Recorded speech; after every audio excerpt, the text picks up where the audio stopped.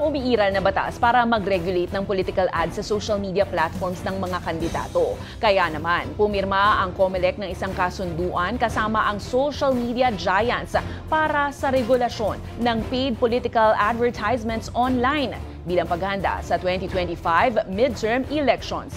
Ang balitang ito hatid ni Ian Maghanoy. Kaliwat kanan na ang mga mensahe at kampanya online na may tunog pangangampanya, tunog ng hihikayat na tangkilikin at iboto, maging ang ilang pagbati sa okasyon kahit wala namang koneksyon. Kaya naman ire-regulate na ng Commission on Elections ang paid online political ads ng mga kandidato para sa 2025 midterm polls.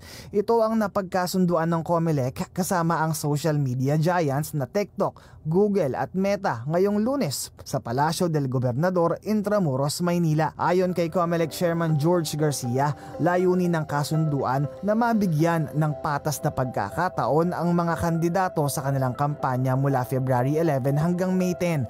Para sa Meta, papayagan lamang ang mga political ads para sa mga maliliit na partido. Ngunit, kailangan masubaybayan ng COMELEC ang campaign expenditures alinsunod sa Republic Act 9006 o Fair Elections Act. Basta lang, mamomonitor pa rin ng COMELEC yung expenditure.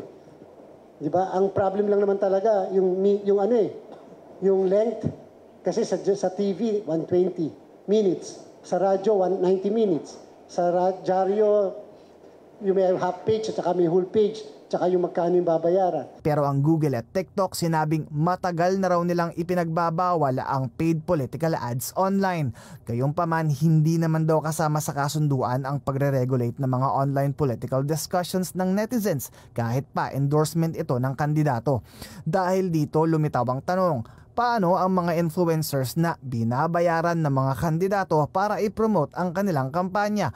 Ayon sa TikTok, wala silang kakayahan na pigilan ang mga diskusyon ng netizens dahil ito ay saklaw ng freedom of expression. We do not allow paid political advertising on the platform. We don't have visibility on any transactions between content creators and politicians. And so we're unable to moderate that space. Sinang-ayunan naman ito ng COMELEC. Yun yung mga hahanapin na butas. For example, walang pinagkaiba yan na yung magpo-promote ng candidacy ng isang kandidato, yung mga supporters. Sasabihin ng kandidato, hindi naman ako yan eh. Yung supporter ko yan. O baka nga kalaban ko yan.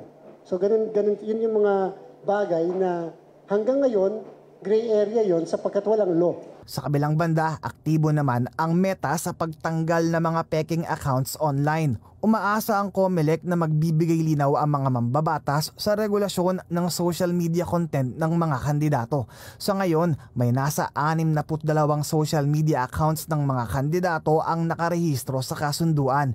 Matatandaang noong 2022 elections, naglipa na ang mga troll farms na sumusuporta sa iba't ibang kandidato. Bagay na kailangan talagang sugpuin. Para sa Balitang A to Z, Ian Maghanoy.